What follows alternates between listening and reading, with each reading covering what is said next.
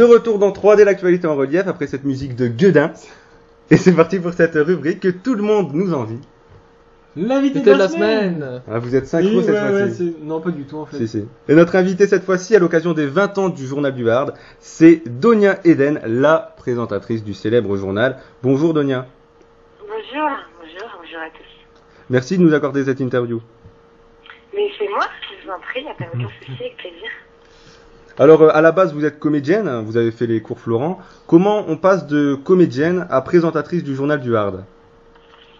Ouais, c'est vrai que ça peut paraître un peu bizarre, mais non, c'est vrai que je suis comédienne à la base, une formation de comédienne, et je connaissais le producteur de l'émission, Hervé Chabalier, qui est le directeur de Kappa, et qui produit l'émission pour Canal, et donc il voulait changer d'animatrice en début d'année, afin de changer un peu d'image, d'avoir un peu de nouveauté, et du coup en fait par le biais d'un ami en commun, et je me suis présentée à lui, et il m'a proposé de faire des essais, et j'ai fait les essais, et je trouvais ça plutôt marrant, surtout que je connaissais pas du tout le métier de présentatrice, et en fait Canal a accepté, et finalement voilà, une jolie aventure qui commence depuis septembre, et voilà, et c'est plutôt très cool.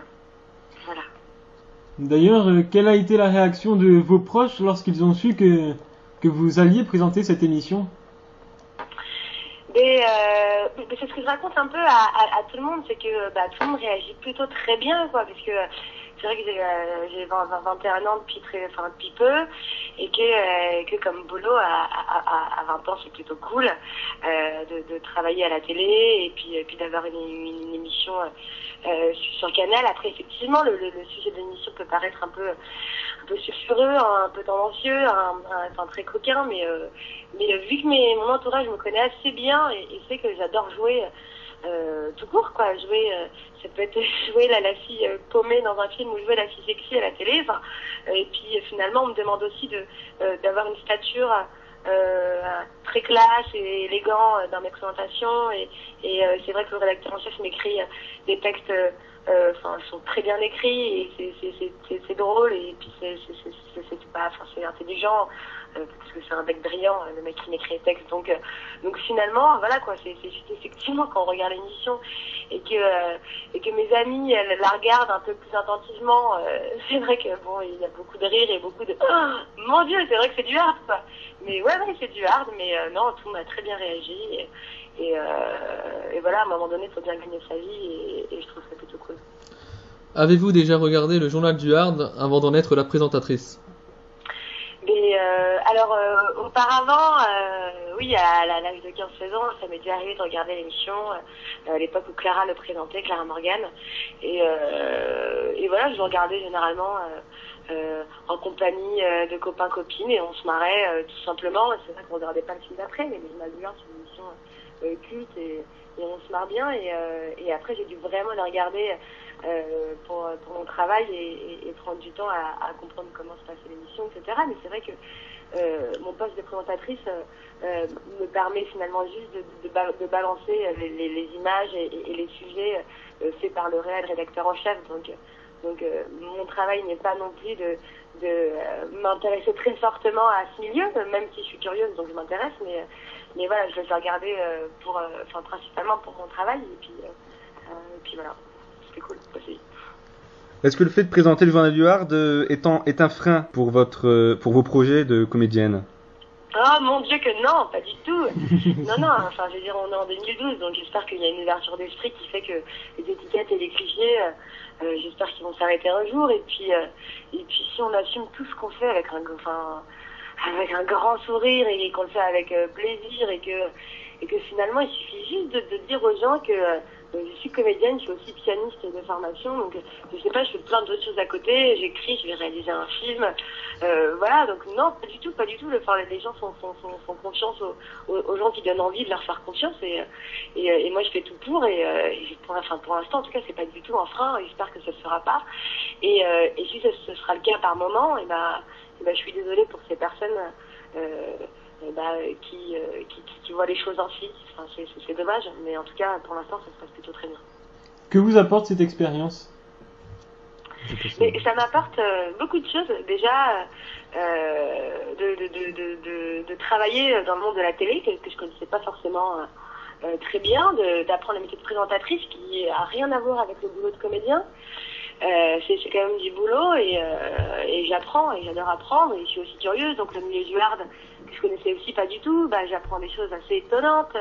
Je rencontre des gens du milieu et c'est vrai que moi aussi avec mes a priori, mes clichés ou mon innocence sur le sujet, finalement je me prends parfois des claques à trouver des gens très intéressants, parfois brillants. Qui font ça parce qu'ils aiment ça et voilà, et chacun fait ce qu'il veut de sa propre vie et ça ouvre mon esprit, on va dire. Donc ça m'a permis de rencontrer plein de monde, d'apprendre des choses et de me construire aussi, quoi. Vous comptez rester longtemps à l'animation du Journal du Hard? Eh bien, je ne sais pas. Là, pour l'instant, j'apprends. Je fais ça tranquillement cette année. On verra par la suite par rapport à mes projets personnels, si je peux conduire les deux. Et puis, si c'est le cas, pourquoi pas. Après, effectivement, je compte pas m'enfermer là-bas trop longtemps, parce que c'est vrai que si l'émission et moi qui la présente prend plus d'ampleur dans les prochaines années, c'est vrai que ça peut du coup me porter préjudice, parce que quand on voit trop une personne qui fait un peu la même chose, et tout de suite on la colle dessus. Donc effectivement ce serait pas très stratège de ma part de faire ça trop de temps, mais en tout cas un petit moment. Enfin, je compte cette année, peut-être l'année prochaine, on verra, j'en parlerai avec Canal, on verra. Le porno connaîtra-t-il un avenir essentiellement féminin?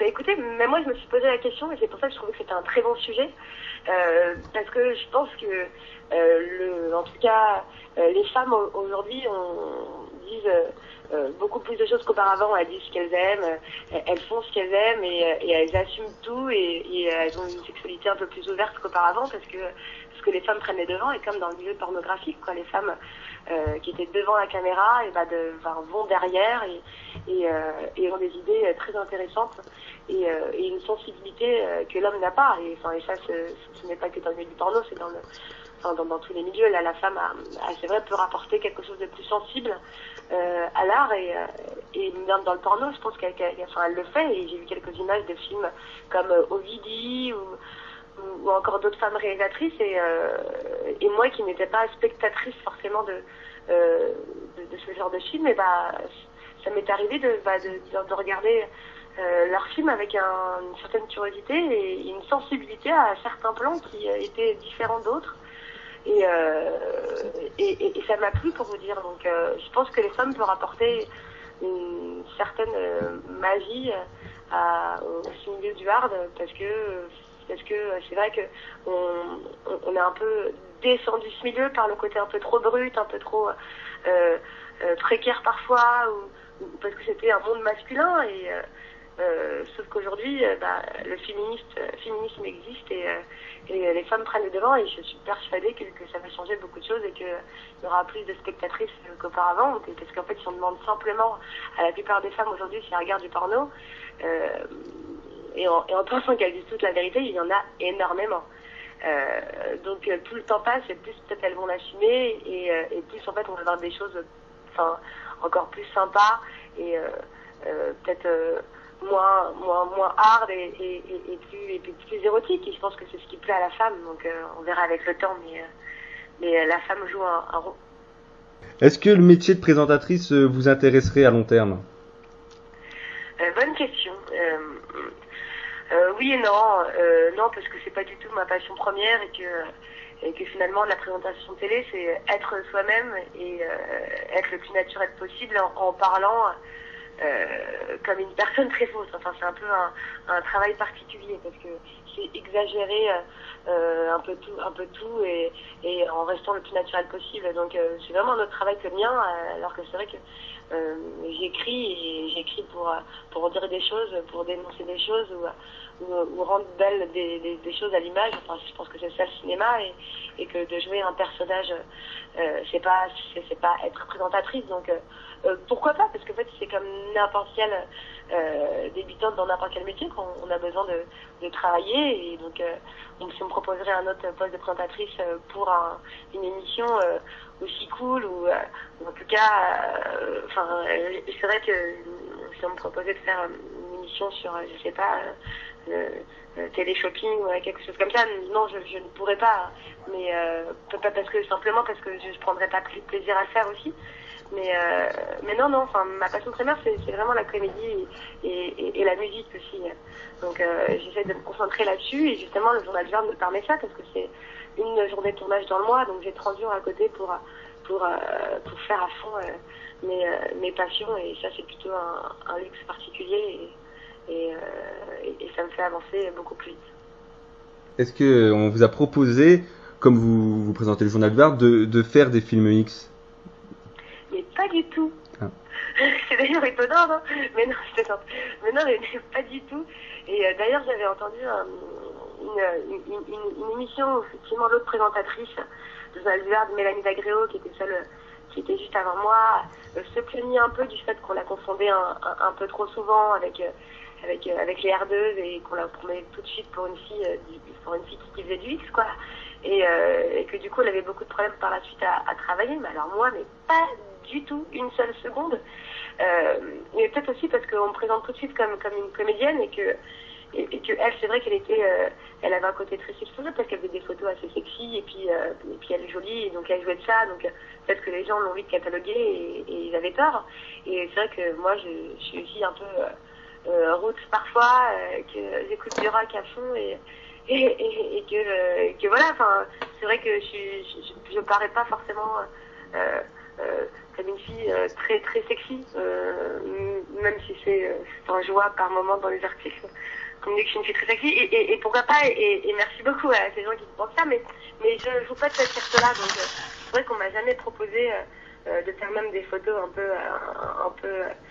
je sais pas, comment on appelle ça, des photos un peu érotiques ou des films comme ça, mais pas du tout, quoi, pas du tout, et c'est plutôt cool, et c'est vrai que tout le monde autour de moi, même l'équipe de l'émission, on en parlait, et m'ont dit, fais attention, parce qu'on peut très vite peut-être se fermer dans une case, et j'ai dit, mais pas du tout, les gars, si vous pensez comme ça, c'est clair que les gens vont penser comme ça, mais si tout le monde rigole et si tout le monde assume notre travail, je vois pas pourquoi les gens seraient cons, même s'il en existe beaucoup, mais comme je répète, l'ouverture d'esprit avec le temps, elle se fait par elle-même, quoi. Donc faut arrêter d'être arriéré aussi et de penser à ces choses aussi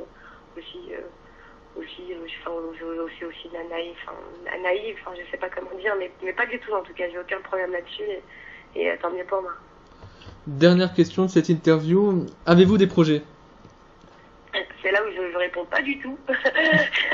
Si, j'en ai plein. Je compte réaliser mon premier court-métrage cette année, parce que j'écris beaucoup et donc j'ai trouvé une prod qui était hyper intéressée par mon projet. Donc je vais tourner ça cette année. J'ai un autre projet de petite série humoristique. J'ai rencontré un réal hyper intéressant qui est vraiment chaud pour le projet. Donc on va produire ça cette année et le proposer à des chaînes. Puis à côté, je suis pianiste et musicienne de formation, j'ai fait le conservatoire et j'aimerais que tout ce que m'a apporté mes parents me serve.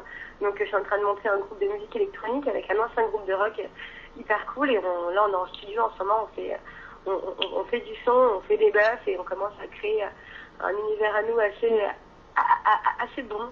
Enfin, en tout cas, j'aime ce que je fais et donc voilà, faire un EP cette année, faire un clip, toujours faire des castings, essayer de tourner, mais en tout cas, il y a plein de projets et voilà, j'ai 20 ans et j'ai encore plein de lignes à écrire sur mon CV. Merci Donia de nous avoir accordé cette interview. Et merci à vous, écoutez, merci à vous. Bonne continuation et bonne chance dans vos projets futurs. Et ben merci, et je vous souhaite tout le bonheur aussi à votre radio. Merci. Merci beaucoup. C'est vraiment très chouette. Voilà. Bon courage. À vous. Au revoir. Au revoir. Au revoir.